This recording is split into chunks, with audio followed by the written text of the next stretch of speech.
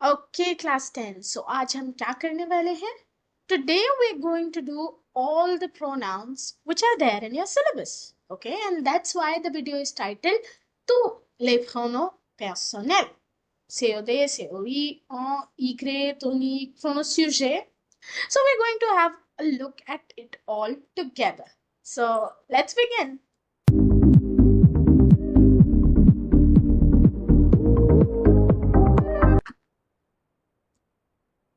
First, we're going to talk about lepronomssujet. Often the most underrated. अक्सर हम इन्हें भूल ही जाते हैं कि अच्छा ऐसा भी कुछ था. बट जब सेंटेंसेस आते हैं तब हम ये गलती ना करें. मैं यही चाहती हूँ. So for lepronomssujet, what do you simply do? Whatever noun is given to you in the subject side of the sentence.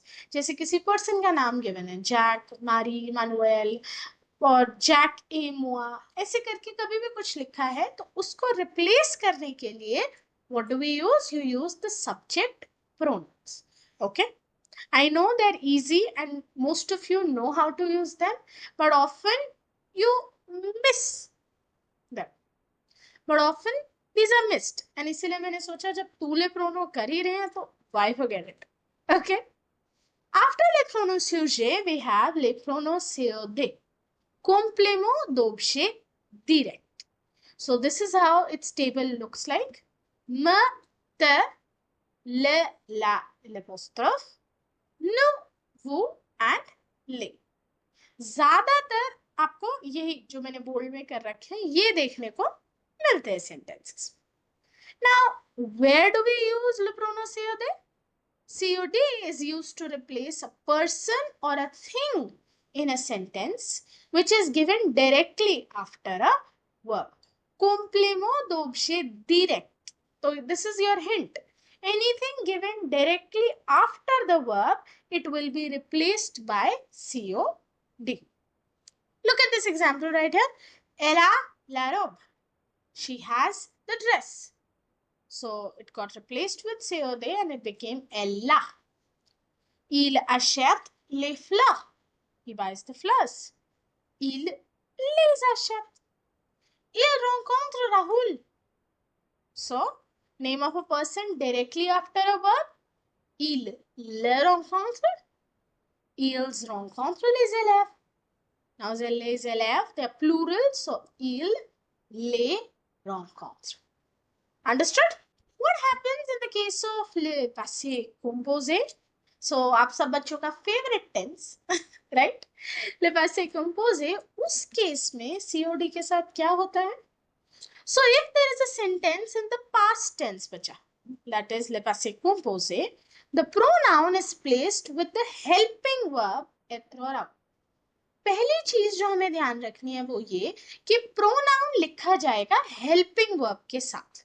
और हेल्पिंग वर्ब कौन सी होती है हमारी? या तो एत्र या फिर अपुआ.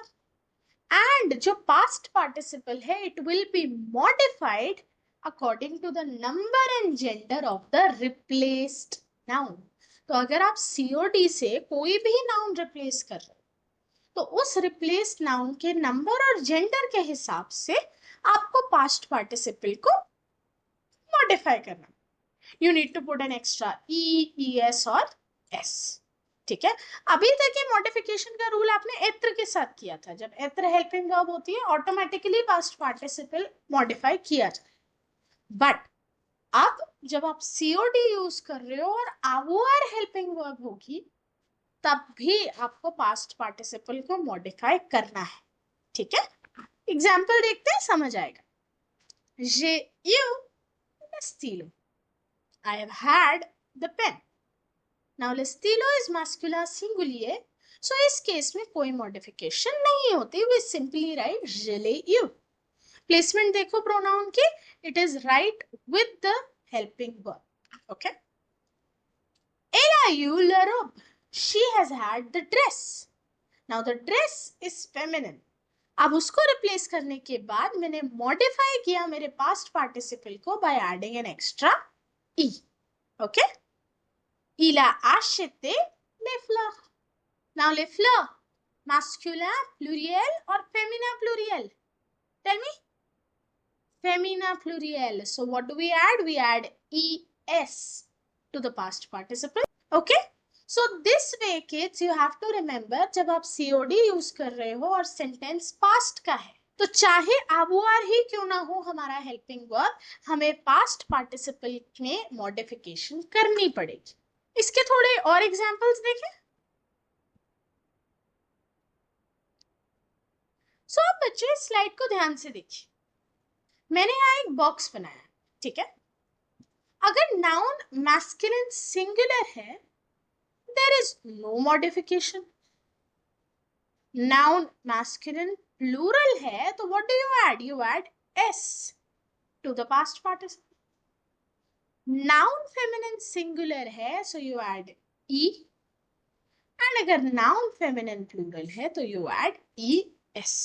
So ये टेबल बिल्कुल वैसी ही है जैसे हमने तब सीखी थी कि एत्र के साथ पासे कंपोजे में मॉडिफिकेशन कैसे होती है. बस फर्क क्या है? एत्र के केस में हम सब्जेक्ट्स को देखते हैं.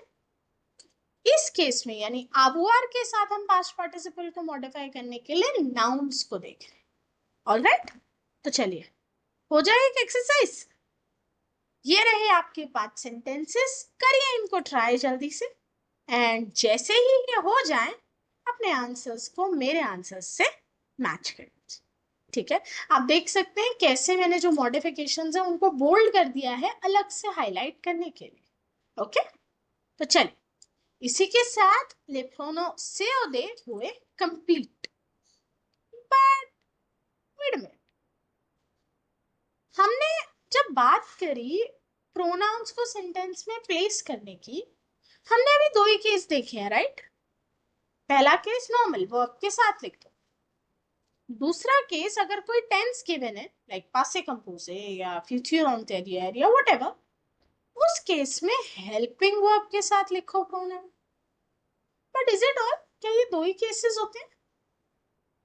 Tell me. So let's look at the rules once more. So there can be 3 kind of sentences. 1, a sentence with a single verb. तो इस केस में क्या हो रहा है? Pronoun comes simply before the verb. 2, a sentence with 2 verbs. देखिए यही वाला मिस करा था मैंने. एक सेंटेंस जिसमें 2 verbs है और सेकेंड वर्ब इंफिनिटिव है जैसे फ्यूचर प्रोश में होता है. Like je vais venir la voiture. अब इस केस में भाई प्रोनाउन कहाँ जाएगा? कॉन्जुगेटेड वर्ब के साथ या इंफिनिटिव के साथ? So the rule says that the pronoun will come with the infinitive form of the verb. And यही बच्चे गलती करते हैं सबसे ज्यादा. वो कॉन्जुगेटेड वर्ब के साथ लगा देते हैं. ये देखना ही भूल जाते हैं कि उसके बाद वाली वर्ब अगर इंफिनिटिव फॉर्म में है you will have to place the pronoun there. Okay बच्चा. एंड थर्ड हम कर चुके हैं एक सेंटेंस जिसमें हेल्पिंग वर्ब एत्रा वुआरो नो मैटर कोई भी टेंस एंड उसके साथ पास्ट पार्टिसिपल हो तो उस केस में where will the pronoun go? The pronoun will come with the helping verb that is either एत्र और avoir. अंडरस्टूड. तो ये जो रूल्स हैं प्लेसमेंट ऑफ प्रोनाउंस के ये सिर्फ COD के लिए नहीं है. All the pronouns except tonic. Okay. Tonic के अलावा जितने भी प्रोनाउंस हैं हमारे C.O.D, C.O.I, Y, इन चारों के साथ ये सेम रूल्स अप्लाई होते हैं. ठीक है. Finally let's move to les pronoms C.O.I. le complément d'objet indirect. So यहाँ पे you have me, te, lui, nous, vous, leur. So C.O.D और C.O.I में जो मेजर डिफरेंस आता है वो यहाँ आता है in the third person. Okay. So now let's understand where to use lepronomen C.O.I. So whenever after a verb we have the preposition a and name of a person we use the pronoun C.O.I. Okay. तो a plus person वाले सारी जगहों पे हम क्या use करते हैं? C.O.I. So je parle à Paul. Paul is singular, so je lui parle. Je donne un cadeau à mes amis. Mes amis plural, so je leur donne un cadeau. Understood? Easy, right? तो चलिए exercise हो जाए. ये रही हमारी छोटी सी exercise, and इसे करते वक्त भी वो प्लेसमेंट ऑफ प्रोनाउंस के रूल याद रखना जो अभी अभी हमने सीखे थे, ठीक है, क्योंकि यहाँ पे भी मैंने वैरायटी ऑफ सेंटेंसेस आपको दिए। कर लो भाई वीडियो को पॉज, तभी तो कर पाओगे exercise. Okay, so if you are done, let's move ahead to match the answers with mine. तो कर लीजिए। चल, इससे पहले मैं नेक्स्ट प्रोनो की तरफ बढ़ूं, don't you find it weird कि अभी तक हमने सिर्फ ल, ला, ले, लुई, ल यानी सिर्फ थर्ड पर्सन प्रोनाउंस ही किए हैं। So do we ever use म, त, नो, वो? ऑफ कोर्स वी डू, तभी वो एग्जिस्ट करते हैं। मैं कौन यूटिलिज़ता? When do we use them? So let's understand when to use ma, ta, no and wo using some examples. You gave the book to me. So how will I say that in French? Tu me donnes le livre. I gave the book to you. Je te donne le livre. You gave the book to us becomes tu nous donnes le livre. And finally, I give the book to you all will become je vous donne le livre. So you see what is happening? To me is à moi, and à moi is replaced with me. To you is à toi, which is replaced with te. To us becomes à nous, so that becomes nous. And to you all is à vous, that's where we use the pronoun vous. Okay? So that is how you use me, te, do and vous in a sentence. Now try this one. Okay? And once you're done, come back and verify your responses right here. अब I know आप में से कुछ गड़बड़ कर चुके हो। आप पियर ए मुआ कंफ्यूज हो गए होगे कि क्या लगना है। So see, Pierre and I, that is we all, right? So that's why we use नो. Mark and you all, so that's why you use वो. इन छोटी छोटी चीज का बच्चों आपको ध्यान रखना है ताकि एग्जाम में ये गलती ना हो. तो चलिए प्लेसमेंट ऑफ प्रोनाउंस की बात करें. Now if in a sentence you have both COD and COI, how will you place it? You will first write ma, ta, sa, nu or wo. Okay, the reflexive pronouns also. Then you will write COD, le, la, el apostrophe and le. And after that you have COE, Louis of la. All right kids? So एक mix exercise हो जाए of COD and COE. Here you go. Try this exercise by pausing the video. नालायको कर लो तभी सीखोगे. पता है मुझे बहुत सारी एक्सरसाइजेस कराती हूँ बट आप ही के बेनिफिट के लिए कराती हूँ. तो चलिए करिए इसको जल्दी से ट्राई, एंड जैसे ही ये कंप्लीट हो जाए अपने आंसर्स को यहाँ से मैच भी कर लेना. पता चल जाएगा ना कितने पानी में. ठीक है, तो चलिए फाइनली हम आगे बढ़ते हैं to a different concept, not the pronounce.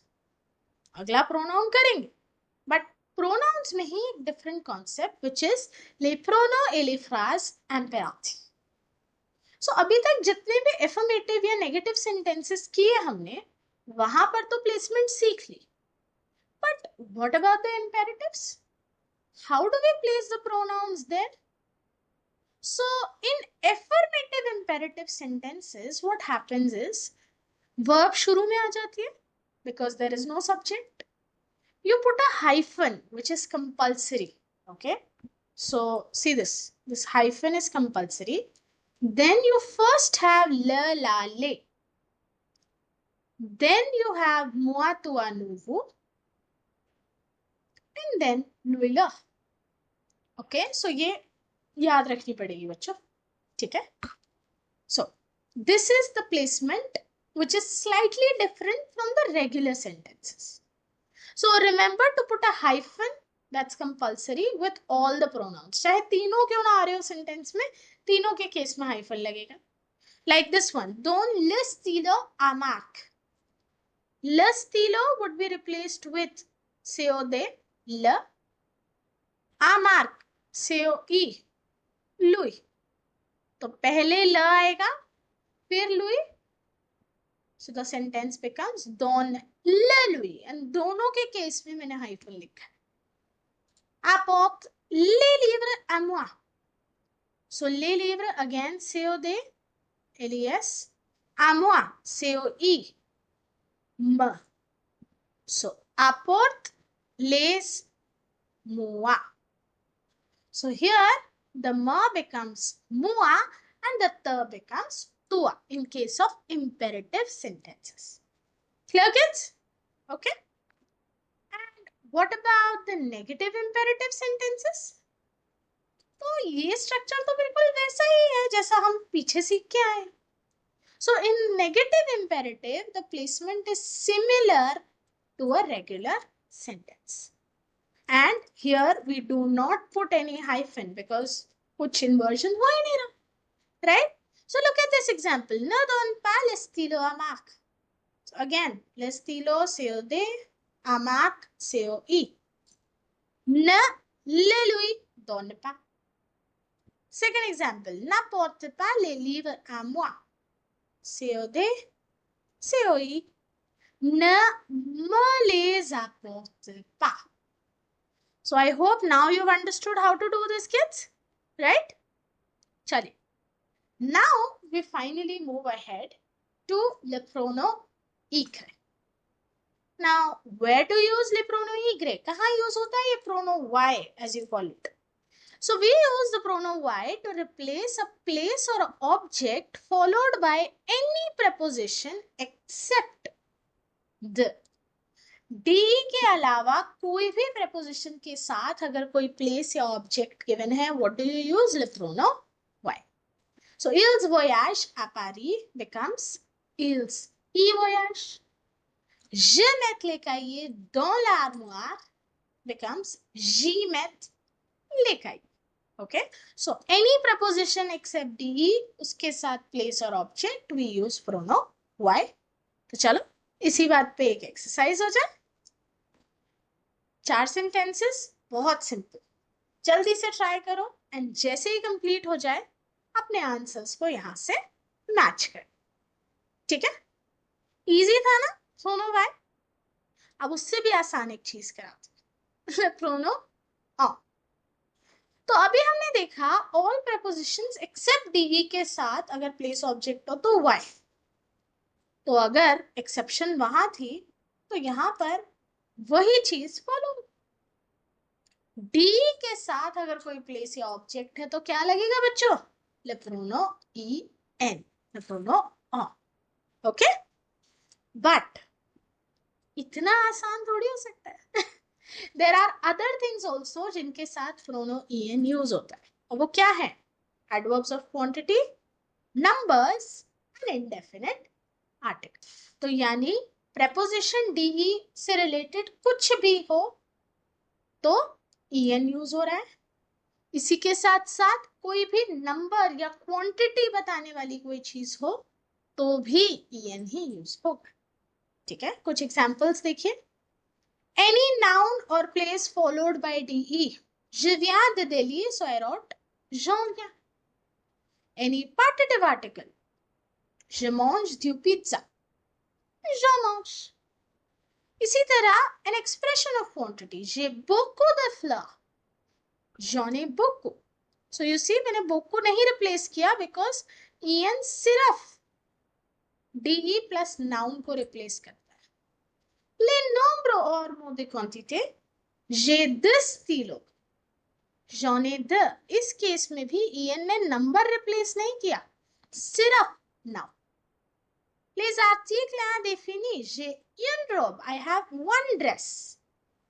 So this robe is replaced and une stays there in the sentence. So that is what our rule says. On doit répéter l'expression de quantité et les nombres.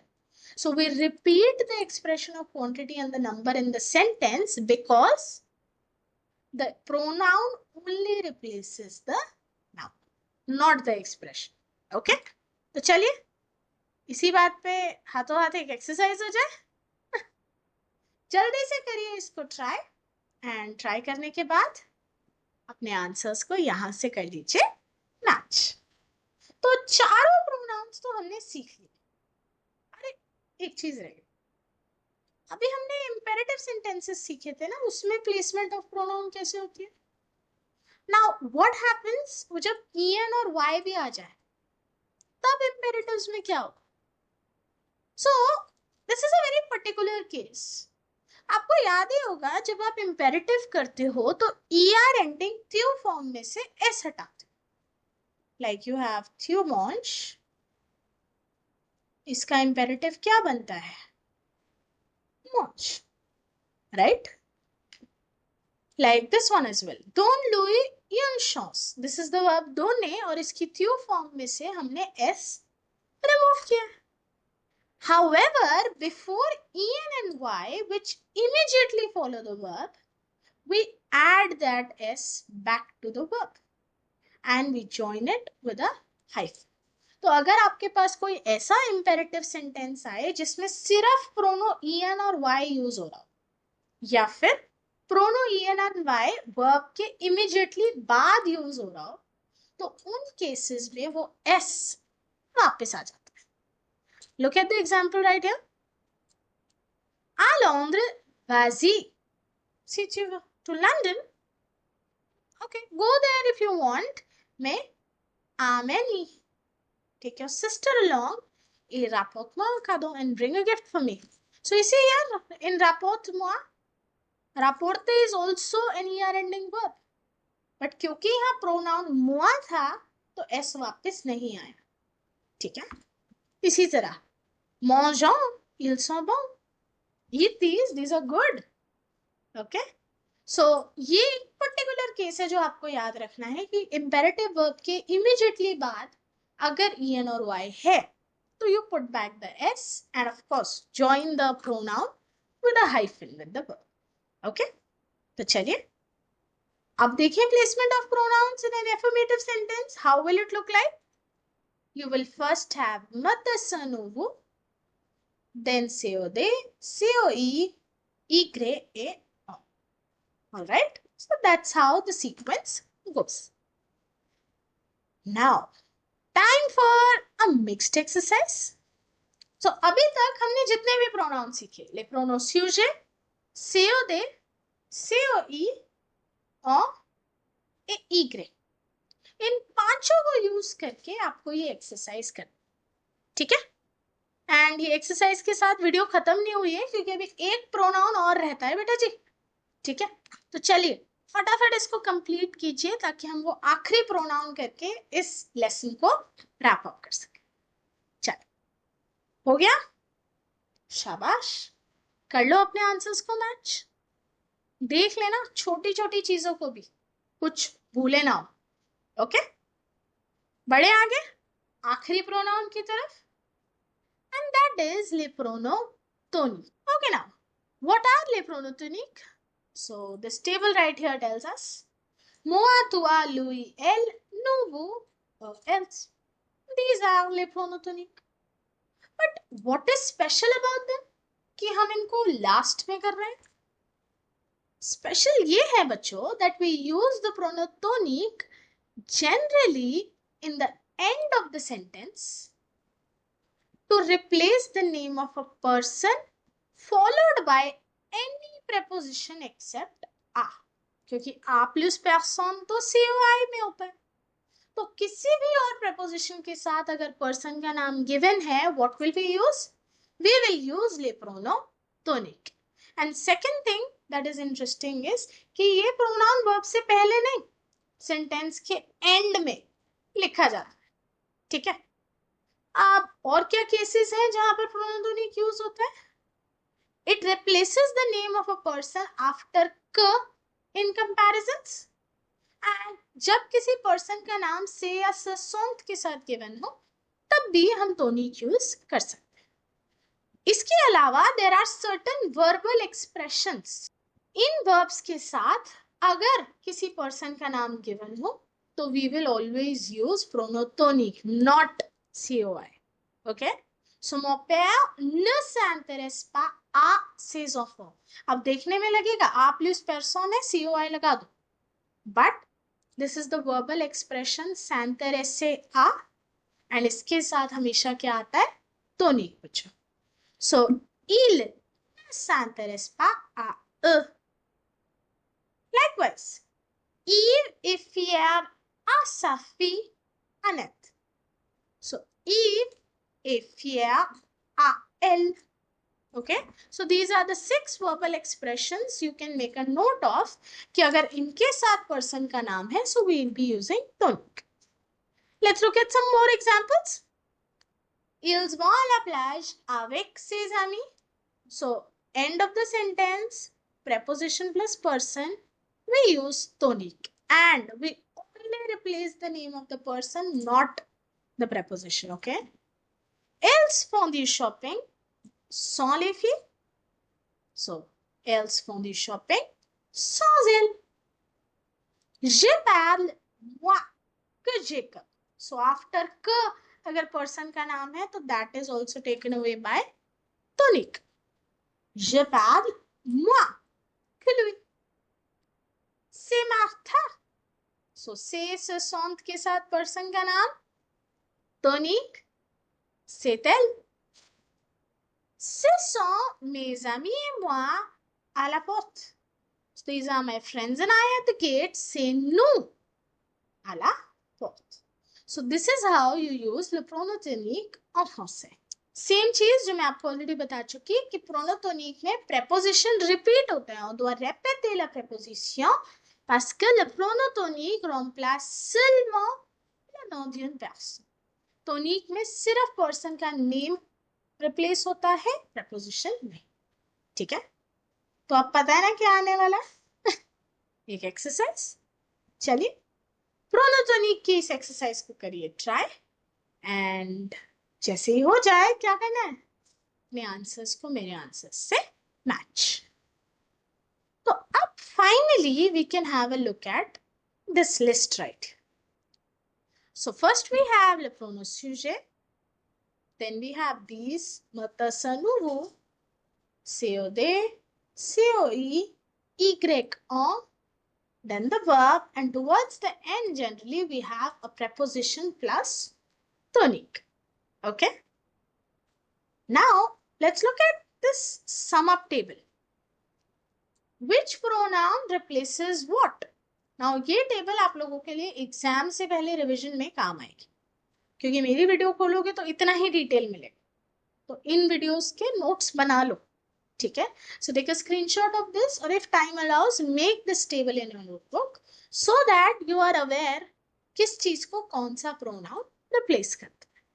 ठीक है, चल आप सब कुछ सीख तो लिया, एक मिक्स एक्सरसाइज हो जाए. All the pronounce together.